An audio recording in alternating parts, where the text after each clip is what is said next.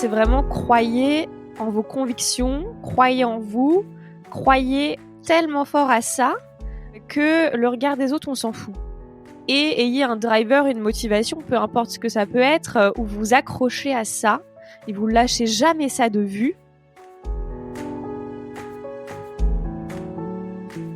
Hello hello, bienvenue sur Ma Passion Mon Job. Je suis Célia Leduc, coach feel good et boosteuse de projets passion et je suis ravie de t'accueillir par ici. Ma mission, c'est de te montrer qu'on peut toutes et tous faire chaque jour de notre vie ce qui nous passionne vraiment. Alors pour ça, je te partage chaque semaine mes conversations avec des audacieux de tous horizons et je t'emmène avec moi découvrir leurs histoires, leurs univers et les coulisses de leur job passionnant. Prêt à plonger avec moi dans le bain de la passion avec un grand P ? C'est parti! Ah, juste une chose avant de commencer.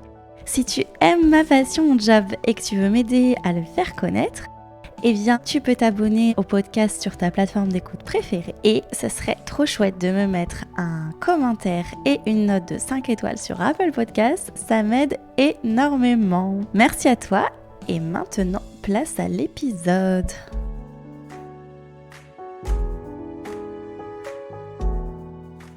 Alors aujourd'hui, on se retrouve avec un épisode hors série qui est assez particulier par rapport à ce que je vous propose d'habitude. Alors particulier déjà parce qu'il ne traite pas d'un métier, donc vous n'allez pas entendre quelqu'un parler de son parcours et de son job, mais plutôt d'un thème de développement personnel.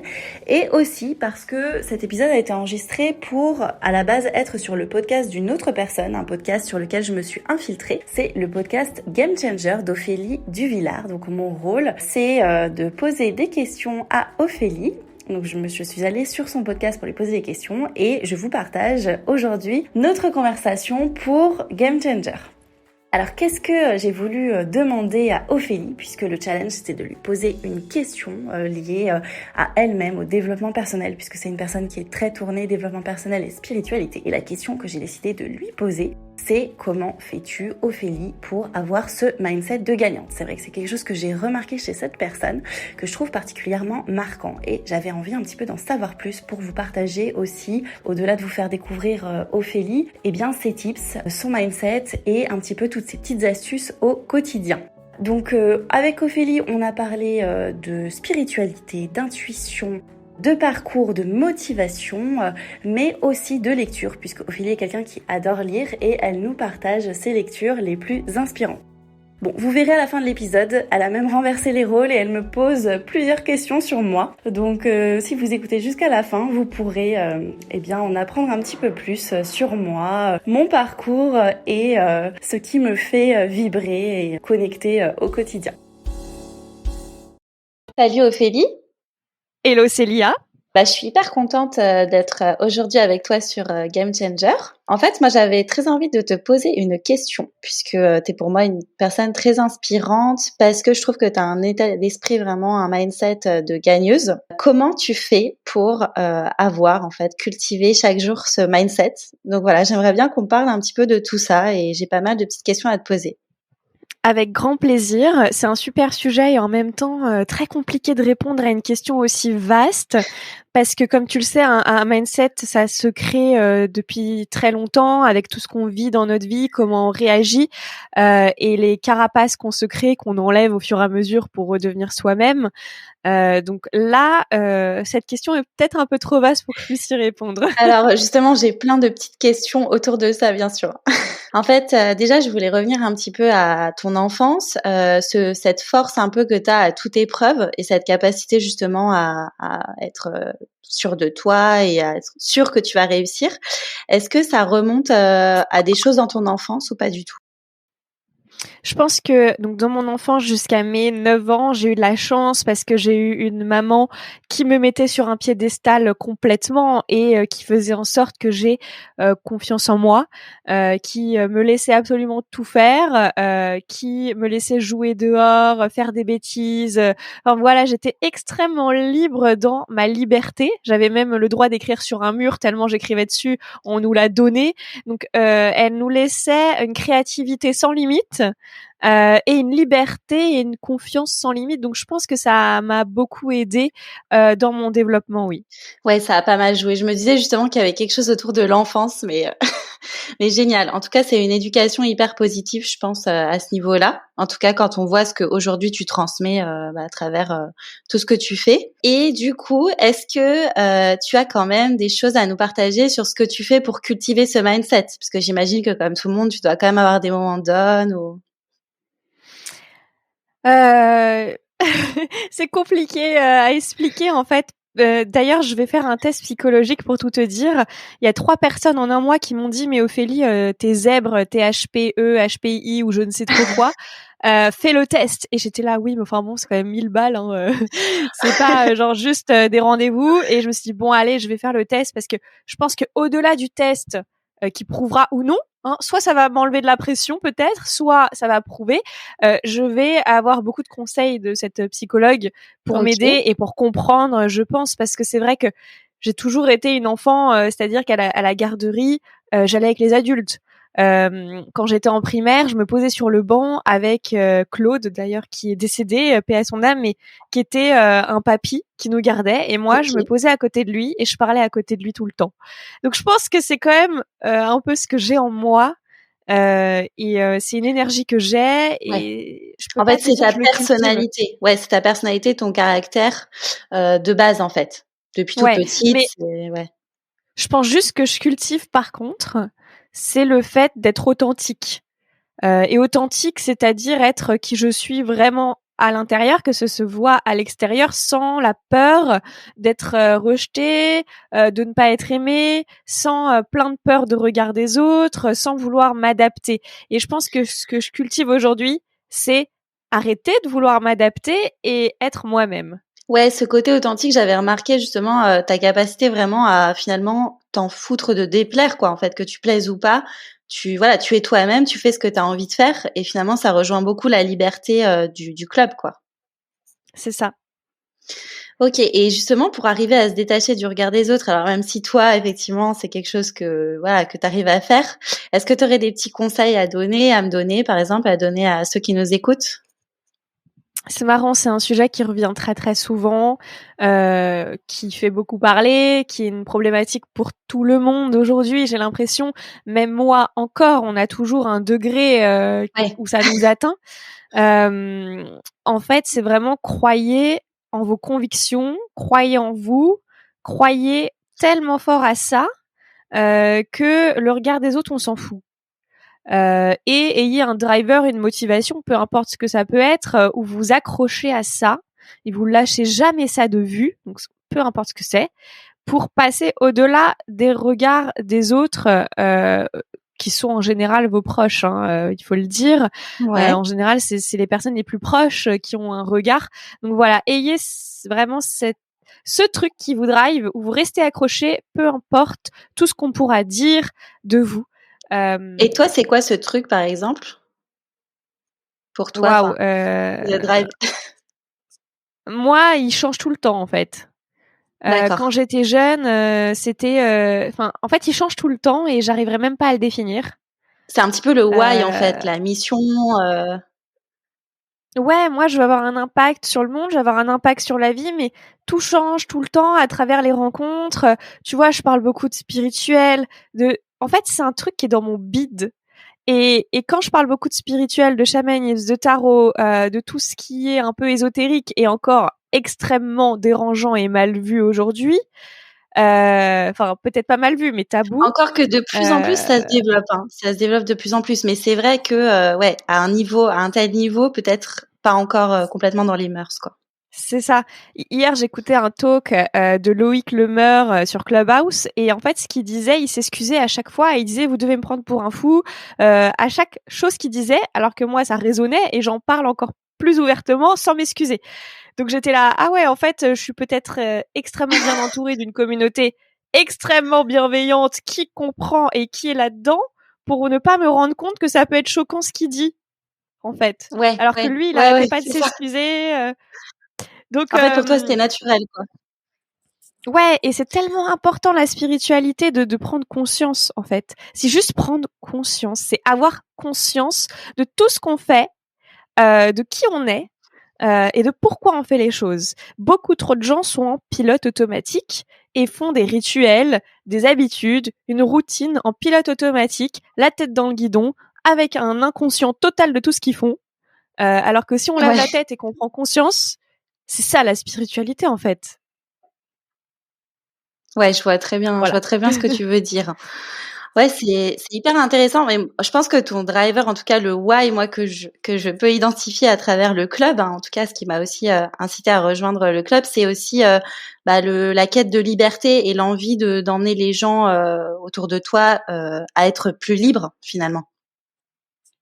Ouais, et C'est c'est la liberté, c'est aussi aider le monde. C'est tu vois quand tu es très spirituel, tu ne te compares pas aux autres, tu accompagnes les gens, tu les aides, tu aides la planète. En fait, c'est tout un cercle totalement vertueux qui est beaucoup plus fort que juste une liberté, parce que on dit souvent ta liberté s'arrête où commence celle des autres, et c'est pas du tout moi ce que j'ai envie. Donc c'est pas uniquement que la liberté en mode je veux être libre et je m'en fous du reste. ouais. Je sais pas si Ouais, en c'est fait, clair. c'est intégrer ça dans la vie courante.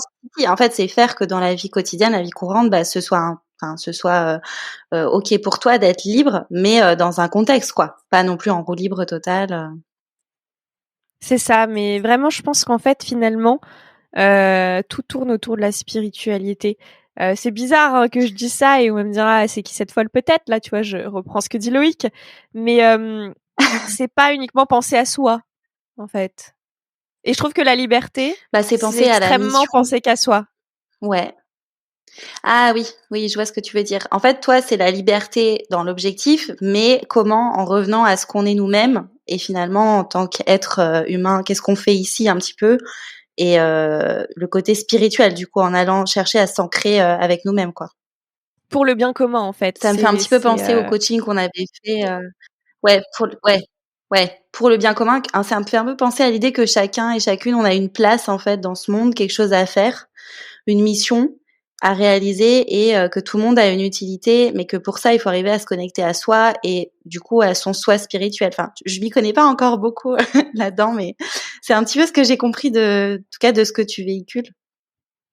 ouais, t'as exactement bien résumé ça. Génial. Comment tu fais quand tu es face à des murs, à des échecs, des choses qui marchent pas, pour pas te démotiver? Parce que même si tu crois en toi, et cetera, comment tu fais pour rester toujours dans l'idée que tu es sûre que tu vas réussir? Parce que j'ai un mindset de scientifique. Ça c'est Adam Grant qui parle de ça dans son livre, et en fait je me rends compte que je l'ai. C'est-à-dire que quand j'ai un échec, je suis pas démotivée. Je me dis ok, j'ai eu tort. Bah comment avoir raison? Et donc je change directement de façon de penser. OK, donc t'abandonnes pas en fait, tu dis: «OK, ça m'amène à autre chose, quoi». Ouais, comment je pivote? Comment je change? Ok, je pensais que la vérité c'était ça, mais bon, là les résultats montrent que c'est pas ça. Comment je m'approche de cette vérité? Comment je peux changer de façon de penser pour changer ce que je fais en fait? OK, et ton ego n'est pas touché quand quelqu'un refuse quelque chose? Enfin, tu proposes une opportunité à quelqu'un, il la refuse ou tu échoues à quelque chose, tu arrives à passer rapidement au step supérieur. OK, comment on fait concrètement? Ça, c'est un truc que C'est tu ça. OK.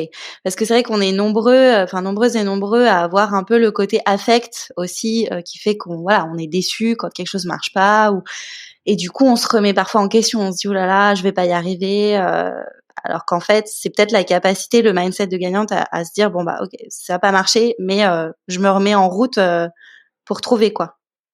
Ouais, et il faut pas rester dans ce qui marche pas. Il y a beaucoup de gens qui ont du mal à avoir tort. Et donc, ils vont rester dans ce qui marche pas et continuer et persévérer et puis dire ah là là je suis nul, ou ah là là le marché veut pas ça, ou ah là là les gens sont cons. Je sais pas. Ouais.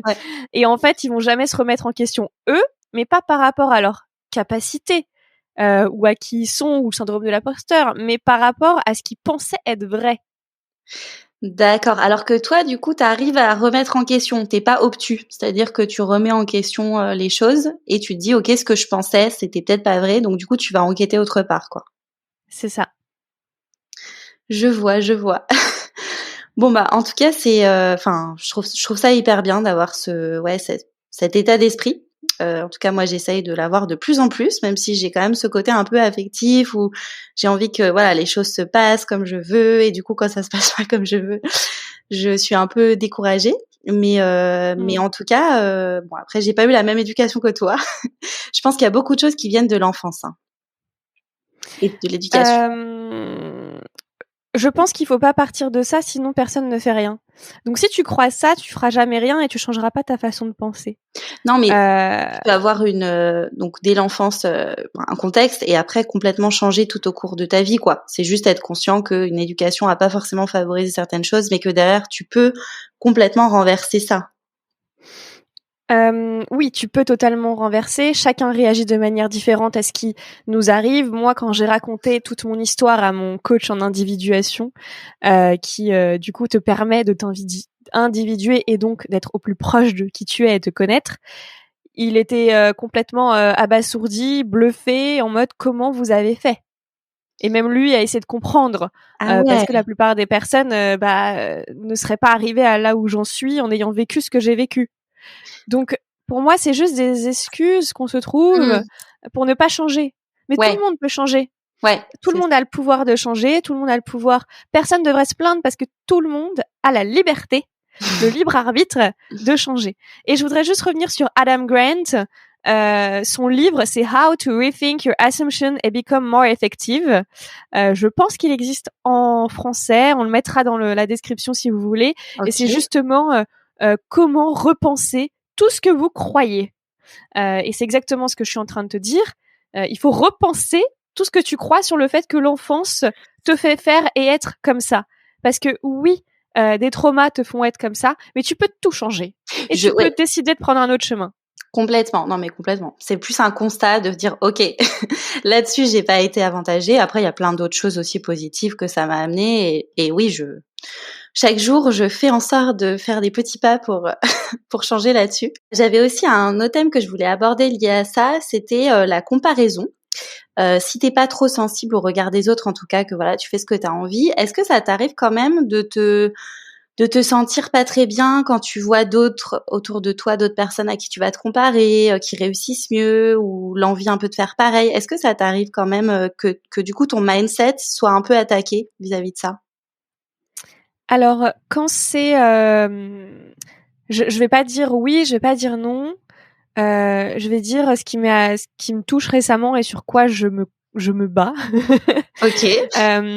Parce que quand c'est en termes de mindset, de spiritualité, d'intelligence, de confiance en soi, pas du tout. Et je me dis jamais, il réussit mieux que moi, et donc je me compare, ou elle réussit mieux que moi, donc je me compare. Et au contraire, ça m'inspire. Et je me dis que de toute manière, on a tous quelque chose à apporter. OK. Par contre, il est vrai que physiquement, récemment, mais uniquement physiquement, c'est marrant, je sais pas, c'est comme D'accord. ça.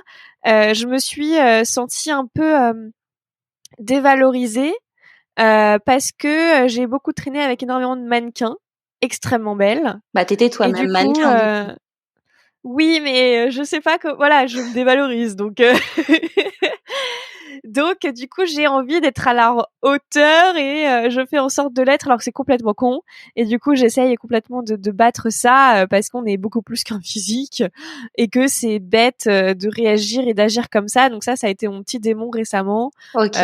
par rapport au physique où il est complètement con de se comparer physiquement. D'accord, mais en tout cas, mentalement, quand les gens ont des résultats peut-être meilleurs que toi ou alors je parle pas des amis, hein, de ton entourage, on est souvent content pour, les gens qui nous entourent, mais je veux dire des personnes un peu à qui tu pourrais te comparer dans ton domaine. Ça te booste, ça t'inspire plus qu'autre chose? Ah oui, et puis on fait des collaborations. Si tu veux, la personne que je vois, par exemple, qui est très proche de moi en podcast et en club, c'est Chloé Bloom. Et elle m'a invitée dans son Oui, week-end métamorphose et je vais l'inviter sur mon podcast. Et donc, il n'y a pas de concurrence parce que ouais, peut- il ne peut pas y avoir de concurrence quand tu es dans ton authenticité. ouais et que tu as vraiment confiance en toi et du coup, voilà, tu pas de rancœur contre les autres ou t'as pas de complexe d'infériorité, en fait. Oui, et il y a de la place pour tout le monde. Et je prends même par rapport aux startups, en produits tech purs, j'ai des concurrents, mais très bien qu'ils réussissent. Ça veut dire qu'il y a un marché. tu vois? Ouais, tu le prends dans le côté positif. Parce que c'est vrai que je trouve qu'aujourd'hui, avec les réseaux sociaux, on est très exposé aux autres tout le temps, aux résultats, aux visibles. Alors, on voit que la partie visible, hein. Comme disait justement Chloé dans un de ses podcasts, on compare parfois son intérieur avec l'extérieur des autres, alors qu'on voit pas du tout finalement l'intérieur et les coulisses des autres. Mais c'est vrai que parfois c'est pas évident quand t'as les images, quand t'as tout ça. En tout cas, moi, c'est quelque chose sur lequel j'aimerais arriver à me détacher un peu, de me dire, oh là là, mais je vais pas assez vite, j'aimerais faire plus comme cette personne, etc. Eh ben, chacun est sur son chemin et tout ce qui t'arrive a raison d'être.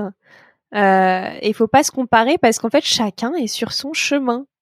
Donc, Ouais, c'est comme j'ai une copine qui a envie d'avoir un enfant maintenant et quand elle voit une copine qui a 25 ans qui a un enfant, elle me dit ah tu l'as tôt, t'as de la chance, machin. Et en fait non, chaque chose arrive pour une raison. Donc il faut pas se comparer partout en fait, dans tous les domaines de la vie, parce que ça se trouve là maintenant cette personne va super vite, mais tu sais pas, peut-être que demain elle a un accident et elle arrête tout.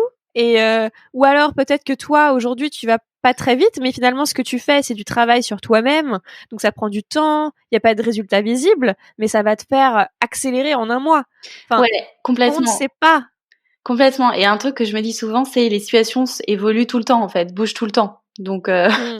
ce qui est vrai aujourd'hui peut complètement changer demain. Et ça rejoint un peu ce que tu disais tout à l'heure dans l'idée où Surtout, tu peux changer. ouais, carrément. Et désolée, je t'ai coupé la parole. Et surtout en temps de Covid, on l'a vu. Ah bah oui, là, toutes les cartes peuvent être abattues différemment à chaque instant, hein, ça c'est sûr, hein. Ouais, j'ai des amis qui avaient une société, enfin une boîte d'événementiel sur Paris avec des gros clients dans tout ce qui est food, tu sais, pour les événements. Ils étaient traiteurs Mm. et là, avec la crise, ils faisaient des soirées de 800 à 1000 personnes. Donc là, je te dis pas, ça fait un an, plus d'un an qu'ils ne font plus rien du tout. C'est alors qu'en fait, ils étaient au summum de leur succès, quoi. Donc Mm. tout peut basculer dans un sens positif comme négatif. C'est pour ça qu'il faut jamais se comparer. Ok, je note, je note. Suivre son chemin personnel sans se comparer, en se connectant à soi-même, c'est ça? Voilà. Et ton seul concurrent, c'est toi-même. Ouais, ça c'est vrai.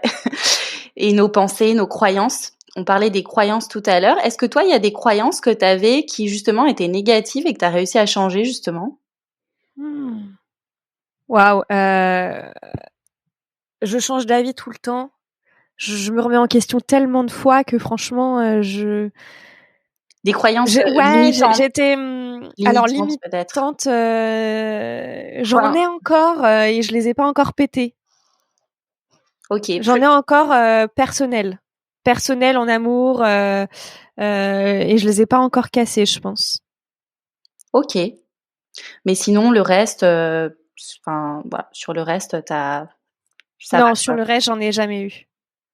Et après, le fait aussi d'avoir plein de coachs, de personnes qui t'accompagnent dans la spiritualité, tout ça, ça t'aide vachement, j'imagine, au quotidien. Ah, ça fait de faire des bons en avant. Par contre, faut être prêt. Faut être prêt à tout ce qu'on te dise, faut être prêt à évoluer, faut être prêt à changer, faut être prêt à prendre en compte tout. Mais oui, ça te fait faire des bons en avant et aujourd'hui, je pourrais pas m'en passer. Je prends ça vraiment comme des outils de développement personnel, pas comme des trucs de voyance. Ouais, ouais, c'est ça en fait. C'est tu relis la spiritualité en fait à ton développement à toi. Mm. Alors que la plupart du temps, enfin moi je sais que justement j'ai posé la question l'autre jour sur Instagram. Alors les gens, qu'est-ce que vous pensez de tout ce qui est un petit peu voyance, au-delà, etc. Et c'est marrant, il y en a plusieurs qui disaient ah non mais moi j'y crois pas du tout, c'est n'importe quoi. Et ça un peu, ça effraie un peu. Il y a un côté, alors qu'en fait c'est vachement relié au soi et au développement personnel quoi. Mhm. Et ça, tu l'as découvert quand, tout ce qui est spiritualité? Tu baignes dedans depuis longtemps ou? Je pense que oui, mais il y avait pas de mots à mettre dessus. Je pense que j'ai des intuitions depuis très très jeune. J'ai vu des âmes très jeunes. J'ai eu des choses fortes qui se sont passées, mais on n'avait pas le mot spiritualité. Ok, ok, je vois, je vois. Et la spiritualité, c'est pas forcément l'ésotérique. Donc c'est pas forcément que ce qui est au-delà et mystique. Et donc je pense que j'ai vraiment déclenché le processus spirituel quand j'avais 19 ans. C'est-à-dire ce processus à te connaître toi. Ok, et à l'occasion de quelque chose en particulier ou... Oui, un premier livre qui s'appelle Comment se faire des amis, où quand je l'ai lu, j'ai fait: «Waouh, il serait temps de me remettre en question». Ah, c'est marrant, une fille avec Et qui j'ai discuté hier m'a parlé de ce livre, du coup, justement, ah en me disant bah, qu'il était trop bien et j'en entends parler de ce livre depuis des années. Je ne l'ai encore pas lu, mais du coup, c'est un signe, il faut que je le lise. tout à fait, synchronicité, il faut que tu lises ce livre. Ouais, je le relis très souvent, je l'adore. Donc ça, c'est le premier qui m'a fait me remettre en question, alors qu'avant, c'était la faute des autres, tu vois? Ah, Mais ça, d'accord. c'était à 17 ans, celui-là.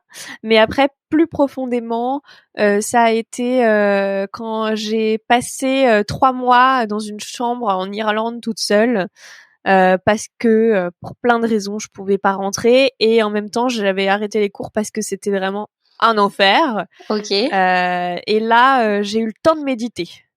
Ouais, j'imagine. Mais on dit souvent que le fait de se retrouver seul aussi, ça aide à faire le point Mmh, sur pas mal de choses. mmh.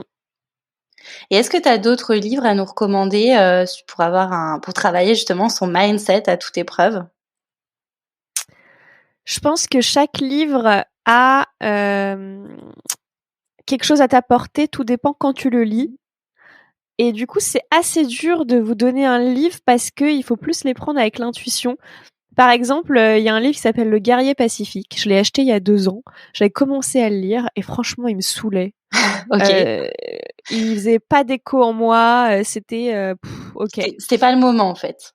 c'est ça. Et maintenant je le relis, mais oh mon Dieu! Oh!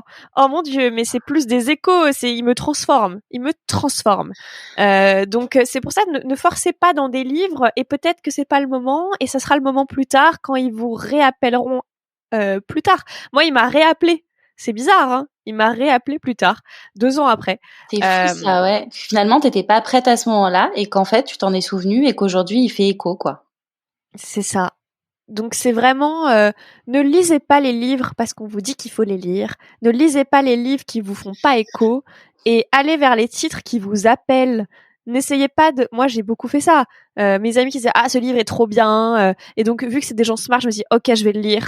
Mais en fait, c'était pas du tout le moment. Pour pouvoir en parler lors des dîners. Ouais, ou si, j'aurais pu en parler lors des dîners, mais ça ne fait pas écho, Ouais, donc ouais. ça ne me change pas, Ah ça oui. ne me transforme pas. Ouais, ouais. Bah ouais, c'est hyper important de revenir à soi. Qu'est-ce que toi, c'est vrai que c'est comme les films, tout. Enfin, il y a des gens qui sont marqués par un livre, par un film, et d'autres, ils vont pas du tout, enfin, ils vont rien trouver de bien dedans, quoi. Enfin, Mmh. c'est très personnel, quoi.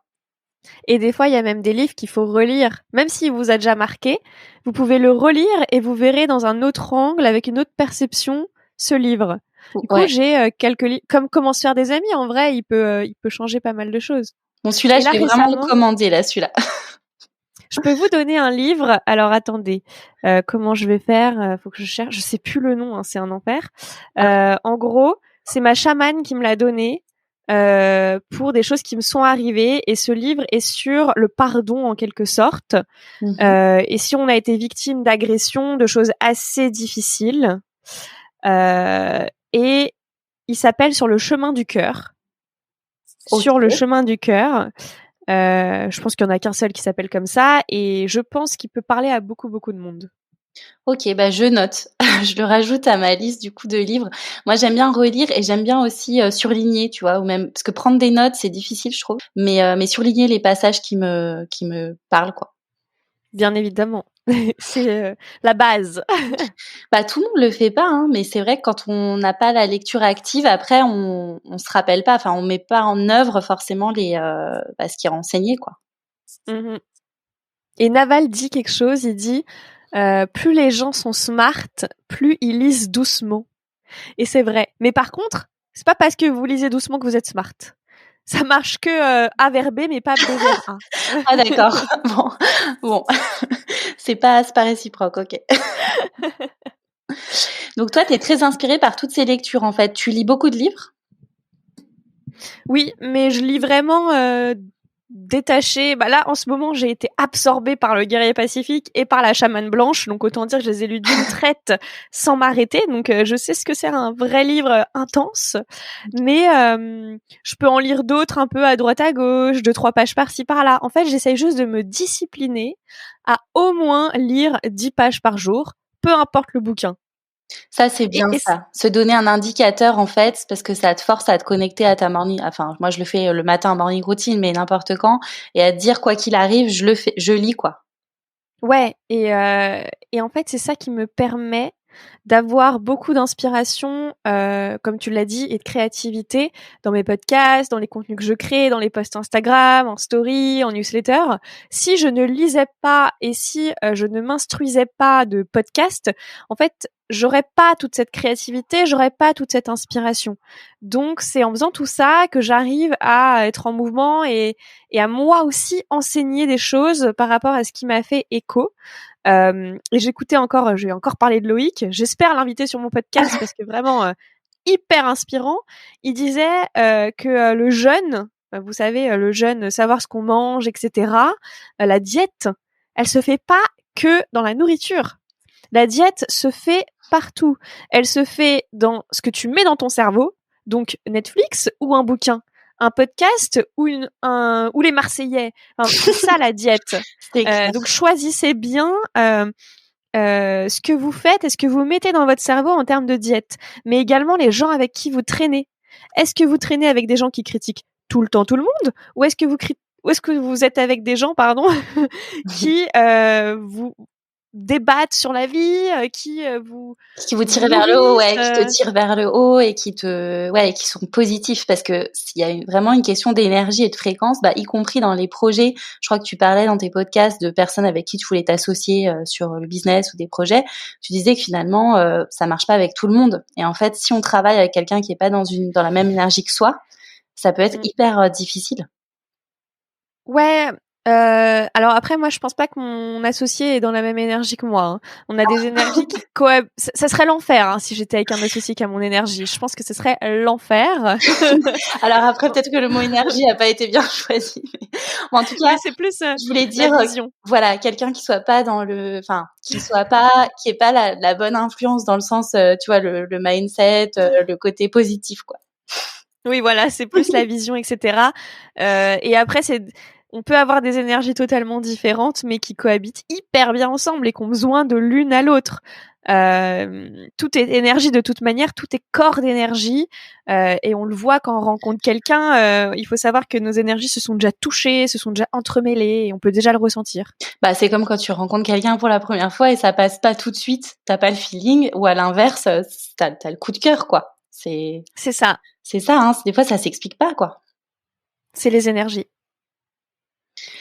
Ok, super. Est-ce que tu as d'autres choses à nous partager sur le mindset, d'autres petits conseils, peut-être une phrase, une citation que tu aurais vue dans un livre?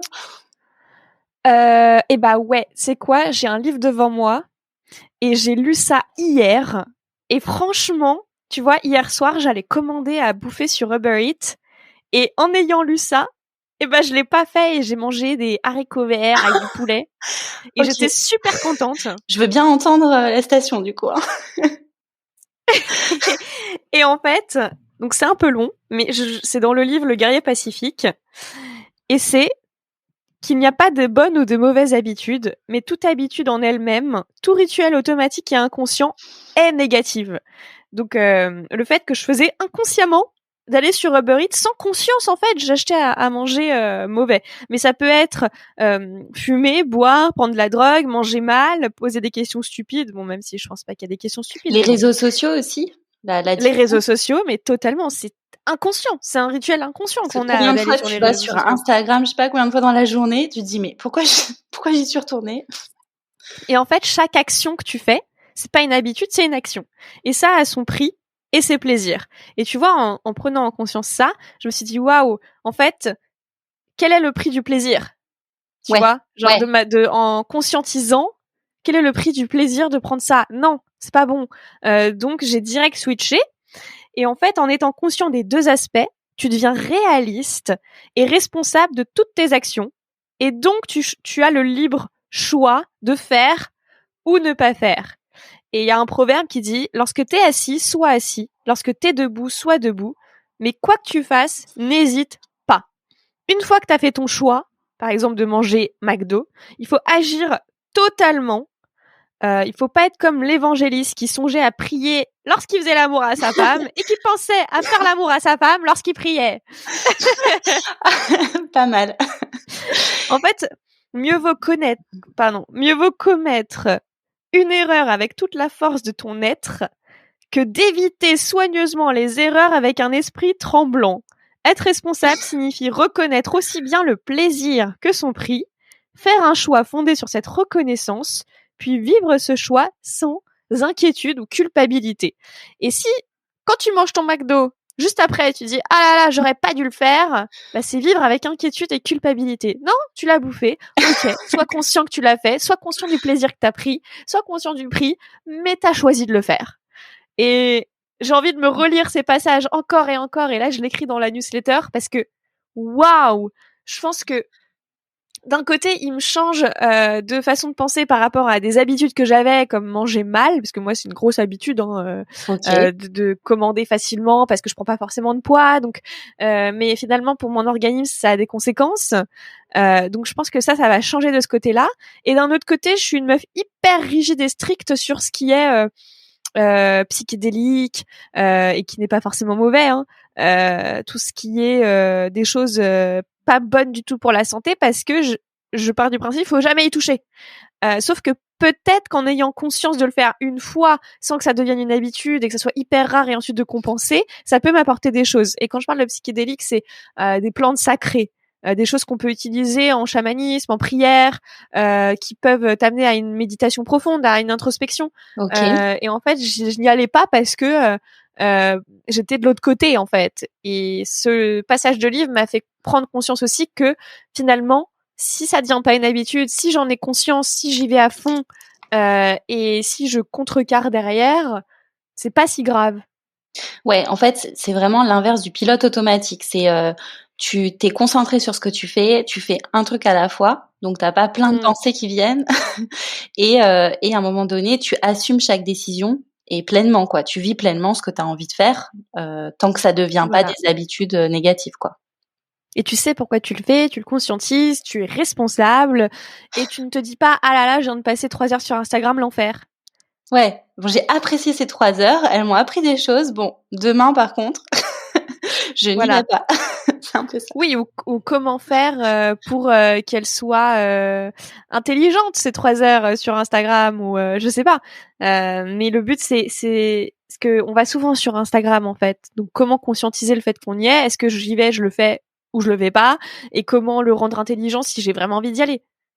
Mais c'est un vrai sujet, ça, c'est une vraie addiction. J'ai eu une copine qui me disait que elle arrivait tellement pas à travailler l'après-midi. Enfin, elle a un business qui est lié aussi à Instagram, mais elle se disait il fallait faire des grosses sessions quand même d'avancer sur son projet, quoi.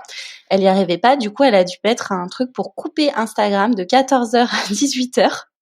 Elle ne peut pas y aller, quoi. Mais elle me dit depuis, je suis beaucoup plus efficace parce que quand j'y vais à fond.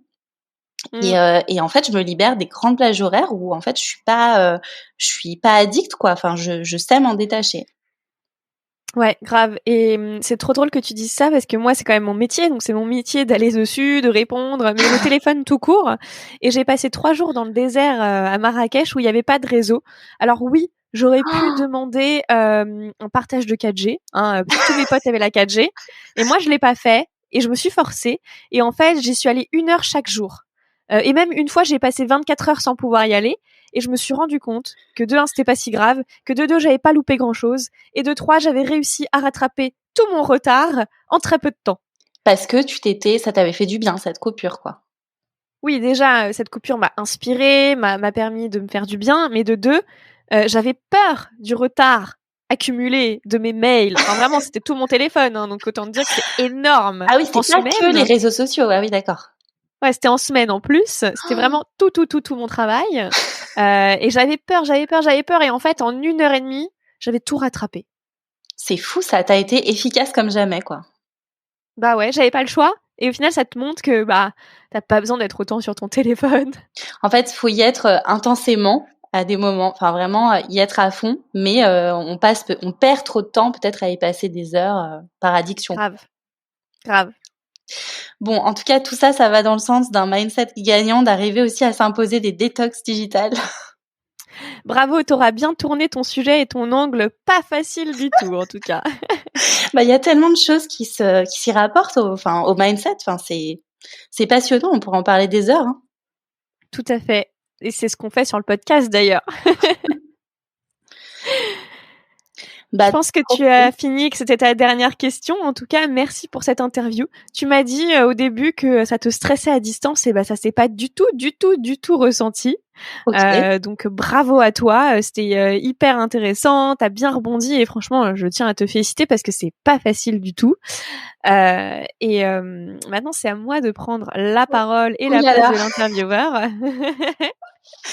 Surtout que je t'ai coaché il y a pas longtemps. En fait, j'aurais pas dû me faire coacher.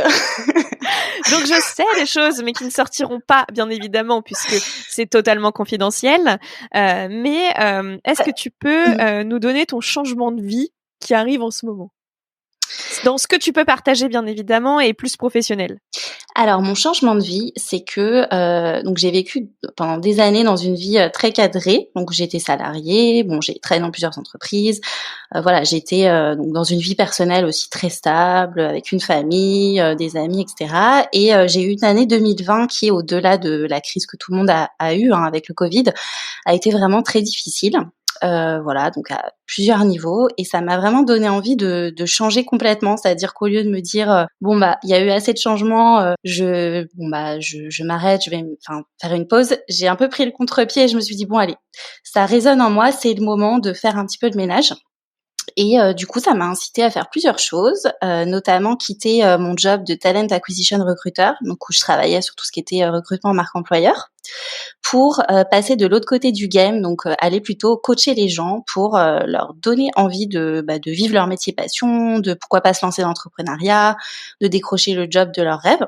Et donc c'est vrai que ce côté entrepreneur, j'y avais jamais vraiment pensé avant parce que j'étais vraiment dans une case, et si tu veux dans un, on va dire dans un mode un peu pilote automatique. Je pense qu'on peut utiliser ce mot-là. Et du coup, je me posais pas tellement la question. Et en fait, tous ces chamboulements ont fait qu'à un moment donné, je me suis dit, non mais, ok, bon, maintenant je vais faire ce que j'ai vraiment envie, parce que la vie n'a pas été facile cette année, donc je vais vraiment faire ce que je veux. Et voilà. Et donc ça fait quelques mois que du coup j'ai créé ma micro-entreprise. Donc j'ai aussi lancé un podcast que j'avais commencé à lancer quelques mois avant, qui a pris un petit peu plus d'ampleur. Qui s'appelle comment? Qui s'appelle donc Ma passion, mon job. Donc où je vais à la rencontre de gens qui font des métiers, alors que ce soit des anonymes comme des personnalités, des métiers passion, donc vraiment des jobs qu'ils adorent, et ils expliquent justement leur parcours. Donc ça peut aller de Philippe Conticini par exemple, qui est un grand pâtissier qui savait depuis qu'il était tout petit qu'il voulait être cuisinier pâtissier, à quelqu'un qui en fait s'est complètement reconverti, une fille qui était en marketing, qui est devenue hypnothérapeute et qui est hyper alignée. Donc c'est vraiment pour montrer qu'en fait on peut tous à un moment donné choisir de changer, et en tout cas que c'est possible pour tout le monde de faire un métier passion. En fait, on n'a pas besoin de rester forcément dans des jobs qu'on n'a pas envie, quoi. Trop bien, trop intéressant. Et du coup, qu'est-ce que tu recherchais dans le club et qu'est-ce que tu y trouves ? Alors moi, ce que je recherchais dans le club, c'est déjà le côté réseau et communication, être en lien avec plein d'autres personnes. Je pense qu'on a une année qui est difficile, même encore maintenant avec le Covid, et j'adore être en interaction avec plein de personnes. Et aussi avec l'idée qu'on, comme on disait tout à l'heure, on est la moyenne des 5 personnes qu'on fréquente le plus.